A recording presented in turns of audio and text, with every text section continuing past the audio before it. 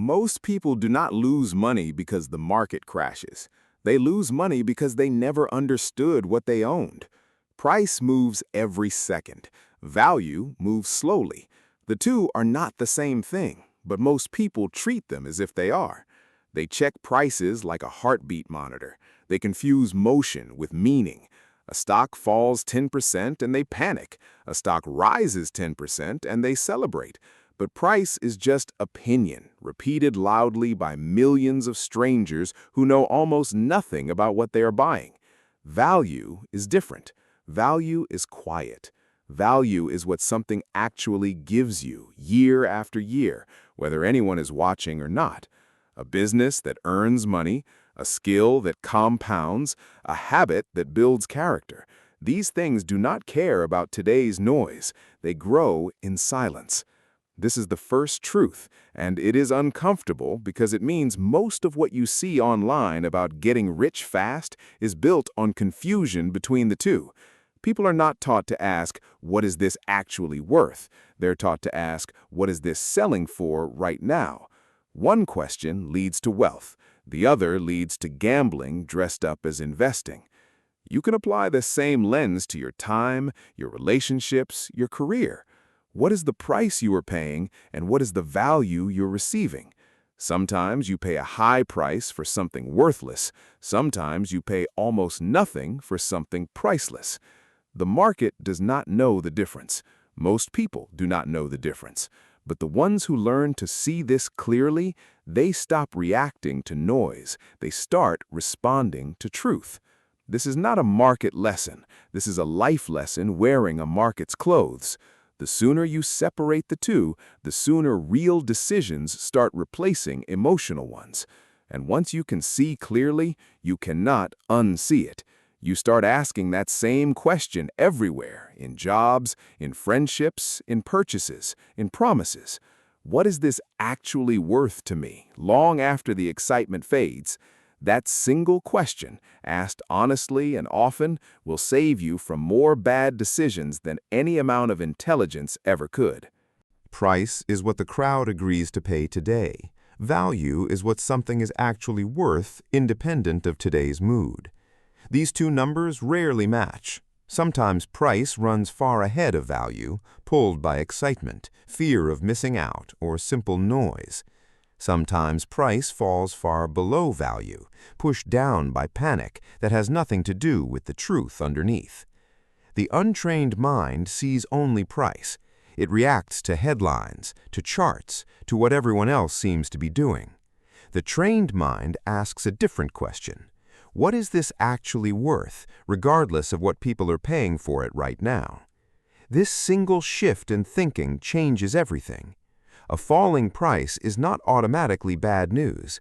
Sometimes it is the market handing you a gift if the underlying value has not changed. A rising price is not automatically good news. Sometimes it is the market inflating a story that has no foundation underneath it. Discipline begins with refusing to let price dictate your judgment of value. This applies far beyond money. A person's reputation is not always their character. A job's salary is not always its worth to your life. A relationship's excitement is not always its depth.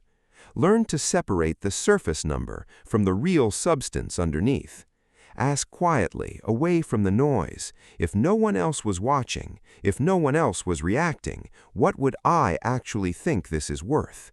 That question, asked honestly, removes you from the crowd's emotions. It puts you back in control of your own judgment. Value investing, at its core, is simply this discipline applied to money. But the discipline itself is a life skill. People who confuse price with value end up owning expensive things of little worth and dismissing cheap things of enormous worth. They chase what is loud and ignore what is quiet. The quiet things are often where the real value lives. A skill practiced daily without applause. A habit built without recognition. A relationship maintained without grand gestures. None of these make noise. None of these move fast. But years later, they are the only things still standing, still compounding, still worth something real. Train yourself to look past the price tag, in markets and in life. Worth is rarely loud. It is rarely urgent. It is rarely on sale with a countdown timer. It simply exists, quietly, waiting for someone patient enough to notice it. Patience is not the absence of action. It is the presence of restraint at exactly the right moment. Speed feels productive. Patience feels like nothing is happening. This is an illusion, and it is one of the most expensive illusions a person can believe. Compounding, whether in money, skill, or character, does not reward speed. It rewards time held without interruption. A person who moves fast in and out of decisions resets the clock every single time. A person who holds steady, who lets time do the work, builds something that eventually outpaces almost everyone chasing quick results. This is hard to accept in a world built on instant feedback. Every notification, every headline, every trend tells you to act now, decide now, react now. But the biggest gains, in money and in life, rarely come from reaction. They come from sustained, boring, unglamorous patience. Think about what speed actually costs. It costs you the ability to think clearly. It costs you the discount that comes from being early and waiting. It costs you the compounding that only happens when you leave something alone long enough to grow. The fastest path to wealth is rarely the path that looks fast. It looks slow, then steady, then suddenly significant after years no one was paying attention. This pattern repeats everywhere. The person who studies quietly for years before they are recognized. The business that grows slowly before it dominates. The habit that seems pointless for months before it reshapes a life. Patience is not weakness. Patience is strength under disguise. It takes more discipline to wait calmly than to act impulsively. Anyone can move fast. Few can sit still while everyone around them is moving. Few can hold a decision through years of doubt, boredom, and quiet progress that nobody applauds. This is the real test, not intelligence, not luck, but the ability to remain patient while value builds beneath the surface. Speed gives you the illusion of control. Patience gives you actual results. The two are rarely the same path. Choose carefully which one you are actually walking. If you find yourself constantly needing instant proof that something is working, you have likely chosen the wrong path, or you have not given the right path enough time. Time is the one ingredient that cannot be rushed, borrowed, or faked. Everyone wants the result. Almost no one wants to wait for it. That gap between wanting and waiting is exactly where most people fail and exactly where the patient few quietly succeed. Emotion is the most expensive force in any decision. Fear makes you sell what you should hold. Greed makes you buy what you should avoid. Both feelings arrive uninvited, and both feel completely rational in the moment they strike. This is the trap. Emotional decisions never feel emotional while you are making them. They feel urgent. They feel necessary. They feel like the obvious choice. Only later, with distance, do you see clearly how much fear or excitement was steering the wheel instead of judgment. Discipline is not the absence of emotion. It is the refusal to let emotion make the final call. A disciplined person still feels fear. They still feel excitement, but they have built a process strong enough to override the feeling when the feeling contradicts the facts. This is why a written plan matters more than a clever instinct. Instinct bends under pressure. A plan, decided in calm moments, holds steady when pressure arrives.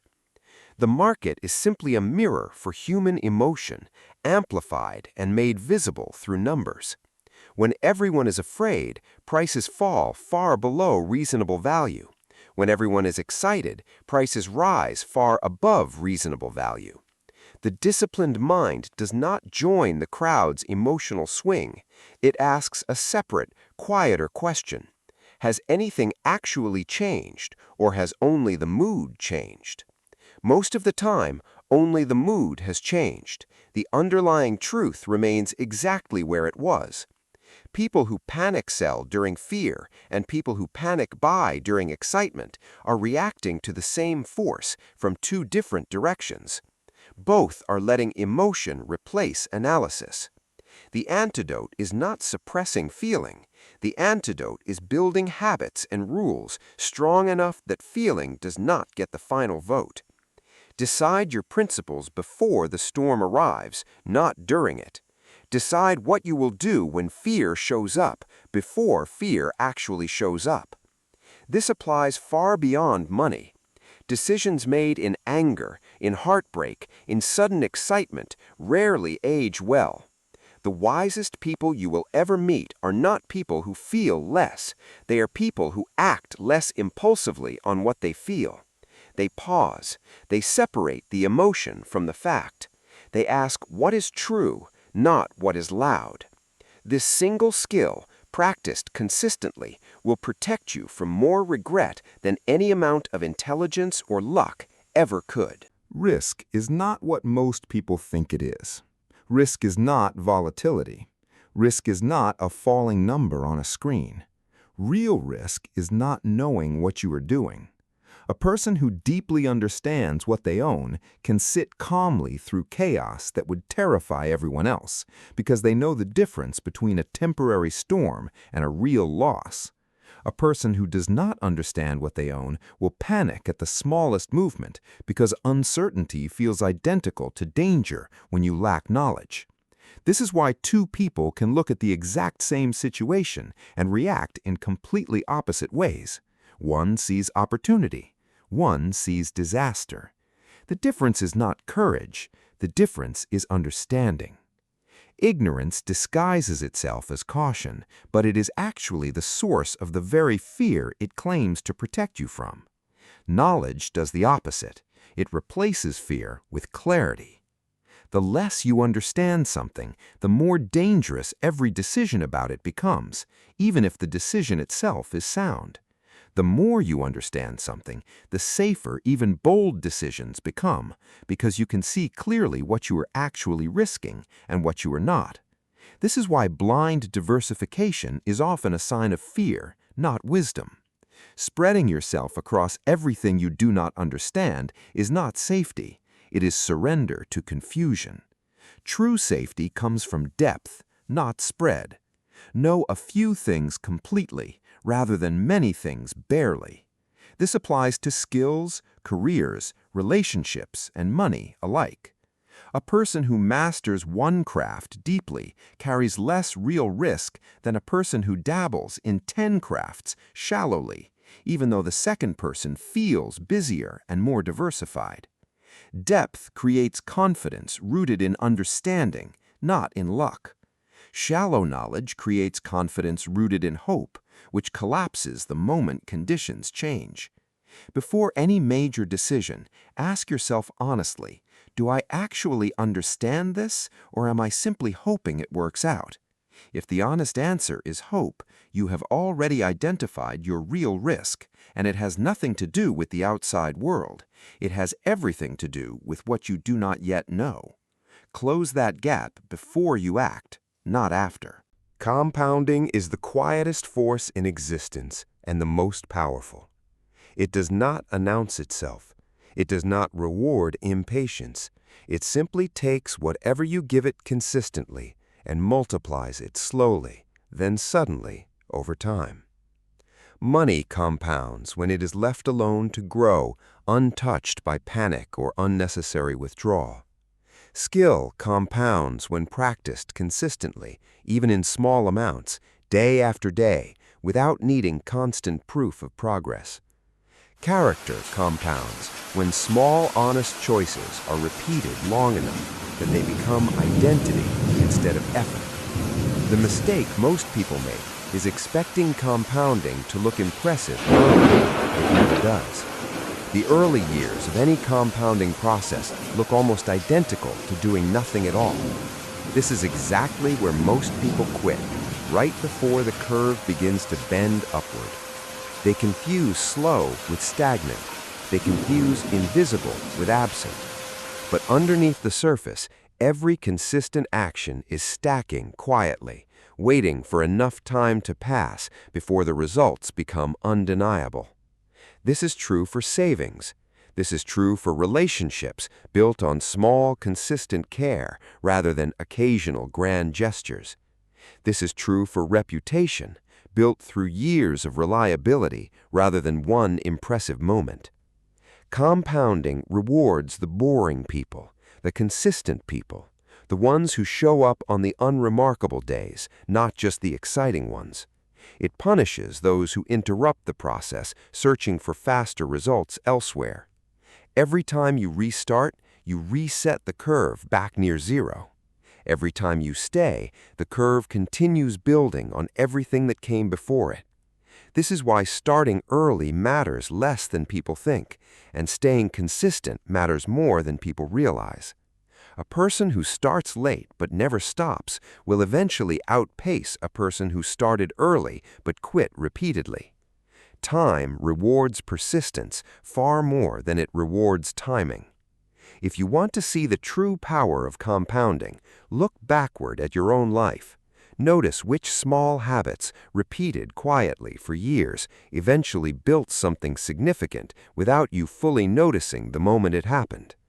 That same quiet force is available to you right now in whatever you choose to repeat consistently, starting today. In the end, everything returns to one simple choice, repeated daily. Do you want comfort now or worth later? Almost every poor decision in life comes from choosing the first option.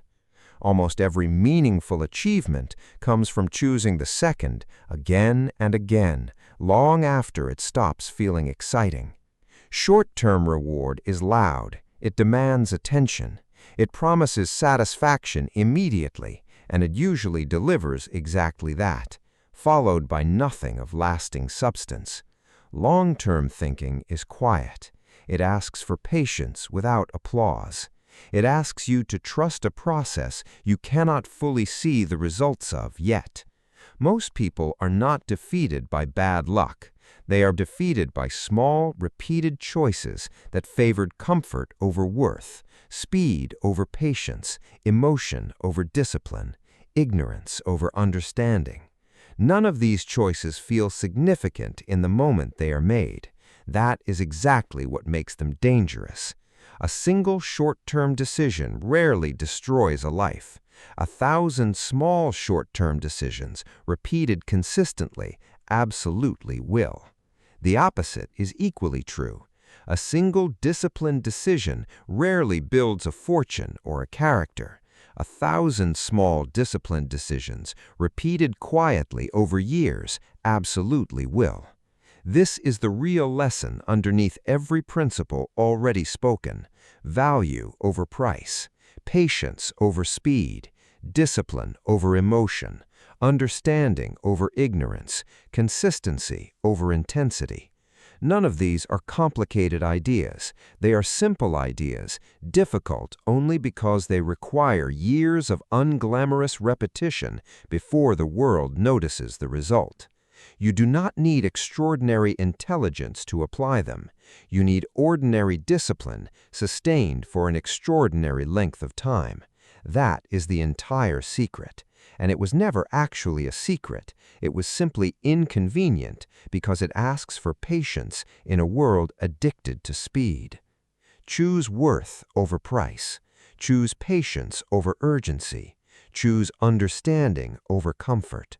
Do this quietly, consistently, without needing anyone to notice. One day, far from now, you will look back and realize the compounding was always working, even on the days it looked like nothing was happening at all. That is the final truth. Wealth, character, and a well-lived life are never built in a single moment. They are built in thousands of quiet moments, chosen correctly, one after another, by someone patient enough to let time finish what discipline started.